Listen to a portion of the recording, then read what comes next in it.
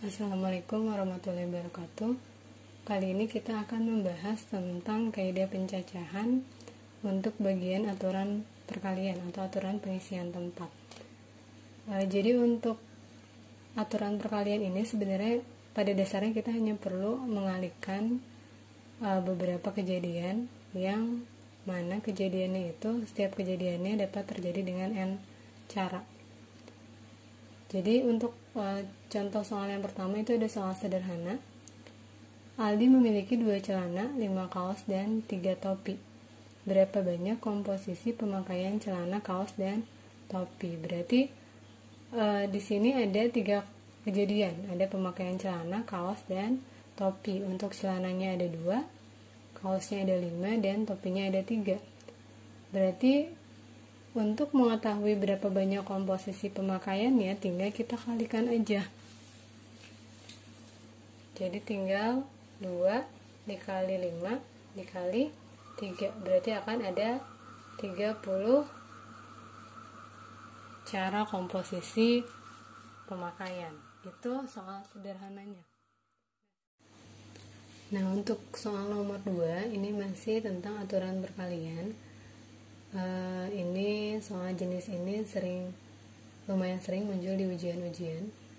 Jadi di sini soalnya itu dari angka 2, 3, 4, 5, 6, 7 akan disusun bilangan yang terdiri dari 3 angka. Berarti kita akan diminta menyusun bilangan ratusan ya. Berapa banyak bilangan yang dapat disusun jika? Yang pertama di situ syaratnya angka boleh berulang. Maksud dari angka boleh berulang itu berarti angka yang udah dipakai di tempat pertama itu bisa dipakai di tempat yang lainnya gitu. Jadi misalnya kita boleh menyusun bilangan 222 misalnya atau 334 itu boleh kalau misalnya syaratnya angka boleh berulang.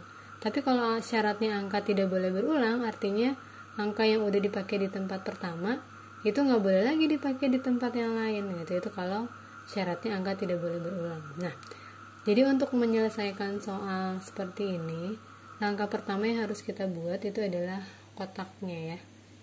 Nah, karena diminta disusun bilangan yang terdiri dari 3 angka, berarti kita sediakan 3 kotak di sini. Kalau misalnya soalnya diminta menyusun bilangan yang terdiri dari 4 angka, berarti kita bikin 4 kotak. Nah, yang harus diingat di sini, yang kita tuliskan di sini itu adalah bukan angkanya, tapi banyaknya angka yang digunakan ya. Jadi ingat, yang kita tuliskan di dalam kotak ini itu adalah banyaknya angka yang digunakan.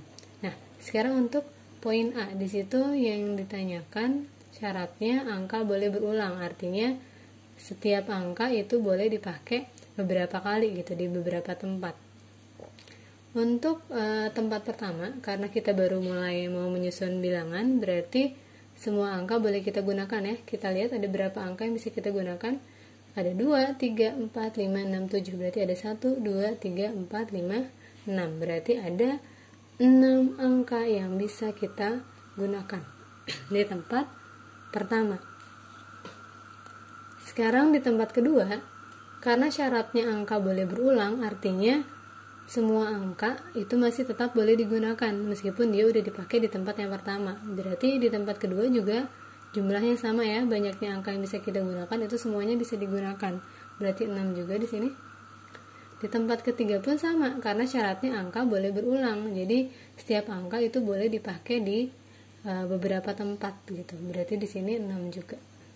Ingat yang kita tuliskan itu bukan angkanya, tapi banyaknya angka yang digunakan. Berarti kita tinggal kalikan 6 kali 6, 36 kali 6 berarti 216. Artinya akan ada 216 bilangan yang bisa kita susun jika syaratnya angka boleh berulang. Nah, sekarang yang B, kita bandingkan dengan yang angka tidak boleh berulang.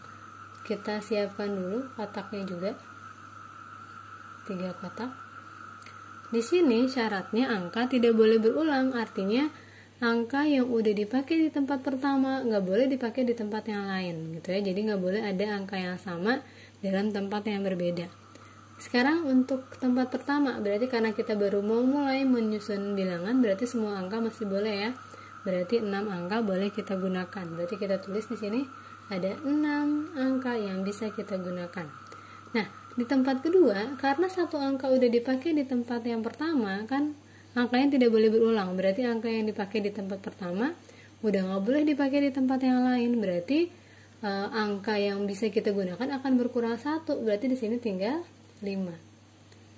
Di tempat ketiga, angkanya ada 6. Satu angka dipakai di tempat pertama, satu angka dipakai di tempat kedua.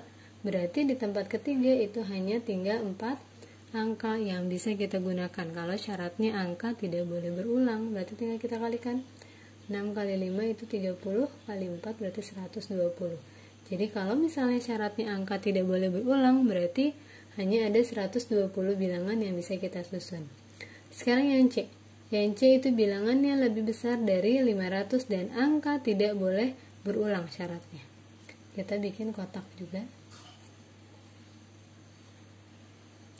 Di tempat pertama, di sini angkanya harus lebih besar dari 500. Berarti angka 2 gak akan bisa kita gunakan di tempat pertama. 3 juga gak bisa. 4 gak bisa juga, karena kalau kita simpan angka 4 di tempat pertama, berarti nanti bilangan jadi 400 sekian. Sedangkan yang diminta itu lebih besar dari 500. 5 sudah bisa kita gunakan, karena kalau kita pakai angka 5, berarti bilangannya jadi 500 sekian. Berarti dia memenuhi ya, lebih besar dari 500. Berarti angka yang bisa dipakai di tempat pertama itu adalah angka 5, 6, dan 7. Berarti akan ada 3 angka yang bisa kita gunakan di tempat pertama, yaitu angka 5, 6, dan 7. Nah, di tempat kedua berarti semuanya boleh kan? 6 angkanya itu boleh semuanya dipakai. Tapi ada syarat, angkanya tidak boleh berulang. Berarti yang udah dipakai di tempat pertama itu nggak boleh dipakai lagi. Berarti kita berkurang 1 angka, berarti di sini tinggal 5. Di tempat ketiga berarti kita berkurang 2 stok angka, karena satu angka dipakai di tempat pertama, satu angka dipakai di tempat kedua. Berarti di sini tinggal 4. Tinggal kita kalikan. 3 kali 5, 15 kali 4 berarti 60. Berarti akan ada 60 bilangan yang lebih besar dari 500 yang bisa kita susun. Sekarang yang D, bilangannya lebih kecil dari 400 dan tidak boleh berulang. Kita bikin 3 kotaknya dulu. Nah, bilangannya harus lebih kecil dari 400. Berarti di tempat pertama angka 2 boleh kita gunakan, karena kalau kita gunakan angka 2 di tempat pertama berarti bilangannya itu 200 sekian. 200 sekian berarti lebih kecil dari 400. Berarti 2 boleh digunakan. 3 boleh digunakan. 4 udah nggak boleh digunakan, karena kalau kita pakai angka 4 nanti bilangannya jadi 400 sekian, sedangkan yang diminta lebih kecil dari 400. Berarti di sini hanya ada 2 angka yang bisa digunakan, yaitu angka 2 dan angka 3 ya.